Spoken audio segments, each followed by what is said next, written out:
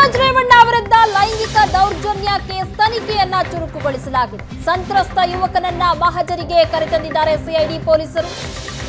Gunny ಕಡದ ತೋಟದ ಮನೆಯಲ್ಲಿ ಪೊಲೀಸರಿಂದ ಮಹಜರಾಗ್ತಾ ಇದೆ. ಸೂರಜ್ ವಿರುದ್ಧ ದೂರನ್ನ ನೀಡಿದ್ರು ಇಬ್ಬರು ಯುವಕರು. ಜೂನ್ 22ರಂದು ಅರಕಲಗೂಡು ಯುವಕನಿಂದ ಕಂಪ್ಲೇಂಟ್ ದಾಖಲಾಗಿತ್ತು.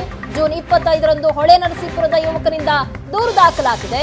ಅರಕಲಗೂಡು ಯುವಕನಿಗೆ ತೋಟದ ಮನೆಯಲ್ಲಿ ಲೈಂಗಿಕ ದೌರ್ಜನ್ಯದ ಆರೋಪ ಮಾಡಿದ್ದಾನೆ ಆ ಯುವಕ. ಹೊಳೆನರಸೀಪುರ ತಾಲೂಕಿನ ಗನ್ನಿ ಕಡದ ತೋಟದ ಮನೆಯಲ್ಲಿ ಹೀಗಾಗಿ ಸ್ಥಳ ಮಹಜರನ್ನ ಮಾಡಲಾಗ್ತಾ ಇದೆ. ಗನ್ನಿ ಕಡದ ತೋಟದ ಮನೆಗೆ ಮಹಜರಿಗೆ ಕರೆತಂದಿದ್ದಾರೆ ಸಿಐಡಿ ಸಂತ್ರಸ್ತನನ್ನ. 3 ಜೀಪ್ನಲ್ಲಿ ಬಂದಿರುವಂತಹ ಸಿಐಡಿ ಅಧಿಕಾರಿಗಳ ತಂಡ ಸ್ಥಳ ಮಹಜರನ್ನ ಮಾಡ್ತಾ ಇದೆ. ಹೊಳೆನರಸೀಪುರ ತಾಲೂಕಿನ ಗನ್ನಿ ಕಡದ ತೋಟದ ಮನೆಗೆ ಸಂತ್ರಸ್ತನನ್ನ ಕರೆತಂದು ಸ್ಥಳ ಮಹಜರನ್ನ ಮಾಡಲಾಗ್ತಾ ಇದೆ. 3 ಜೀಪಿನಲ್ಲಿ ಸಿಐಡಿ ಅಧಿಕಾರಿಗಳು ಬಂದಿದ್ದಾರೆ. ಸಂತ್ರಸ್ತನನ್ನ ಕರೆತಂದು ಸ್ಥಳ ಮಹಜರಾಗ್ತಾ ಇದೆ. ಸೂರಜ್ ವಿರುದ್ಧ ಇಬ್ಬರು ಯುವಕರು ದೂರನ್ನ ನೀಡಿದ್ದಾರೆ. ಜೂನ್ 22ರಂದು ಅರಕಲಗೂಡು ಯುವಕನಿಂದ ಕಂಪ್ಲೇಂಟ್ ನೀಡಲಾಯಿತು. ನಂತರ ಜೂನ್ 25ರಂದು ಹೊಳೆನರಸೀಪುರದ ಯುವಕ ಕಂಪ್ಲೇಂಟ್ ಕೊಟ್ಟಿದ್ದಾನೆ. ಈಗ ಸದ್ಯ ಒಬ್ಬ ಸಂತ್ರಸ್ತನನ್ನ ಕರೆತಂದು ಅವನು ಎಲ್ಲಿ ಲೈಂಗಿಕ ದೌರ್ಜನ್ಯ ಆಗಿದೆ ಅಂತ ಆರೋಪ ಮಾಡಿದ್ನೋ ಅದೇ ಸ್ಥಳಕ್ಕೆ ಕರ್ಕೊಂಡು ಹೋಗಿ ಸ್ಥಳ ಮಹಜರನ್ನ ಮಾಡಲಾಗ್ತಾ ಇದೆ ಪೊಲೀಸರಿಂದ. ಅರಕಲಗೂಡು ಯುವಕನಿಗೆ ತೋಟದ ಮನೆಯಲ್ಲಿ ಲೈಂಗಿಕ ದೌರ್ಜನ್ಯ ಕೊಟ್ಟಿದ್ದಾರೆ ಅನ್ನುವಂತ ಏನು ಆರೋಪ ಇದೆ, ಆ ಯುವಕ ಕಂಪ್ಲೇಂಟ್ ನಲ್ಲಿ ದಾಖಲು ಮಾಡಿದ್ದಾನೆ. ಅದಕ್ಕೆ ಸಂಬಂಧಪಟ್ಟಂತೆ ಈಗ ಸ್ಥಳ ಮಹಜರನ್ನ ಮಾಡಲಾಗ್ತಾ ಇದೆ.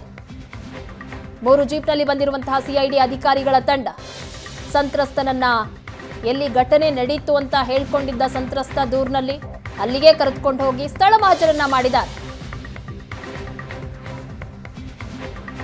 ಸಾಕಷ್ಟು ಮಾಹಿತಿಯನ್ನ ಆತನಿಂದ ಪಡೆದುಕೊಳ್ಳಲಾಗ್ತಾ ಇದೆ ಸ್ಥಳ ಮಹಜರಿನ ಸಂದರ್ಭದಲ್ಲಿ. ಹೊಳೆನರಸೀಪುರ ತಾಲೂಕಿನ ಗನ್ನಿ ಕಡದ ತೋಟದ ಮನೆಯಲ್ಲಿ ಸೂರಜ್ ರೇವಣ್ಣ ಅವರ ತೋಟದ ಮನೆಯಲ್ಲಿ ಸ್ಥಳ ಮಹಜರನ್ನ ನಡೆಸಲಾಗ್ತಾ ಇದೆ.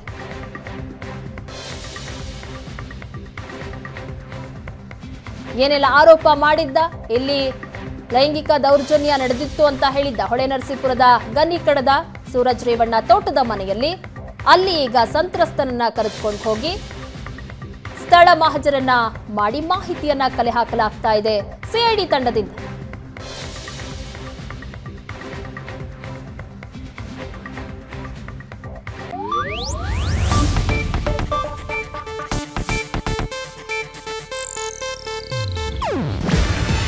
ಇದು ಏಷ್ಯಾನೆಟ್ ನ್ಯೂಸ್ ನೆಟ್ವರ್ಕ್ ಪ್ರಸ್ತುತಿ. ನೀವು ನೋಡ್ತಿದ್ದೀರಾ ಏಷ್ಯಾನೆಟ್ ಸುವರ್ಣ ನ್ಯೂಸ್.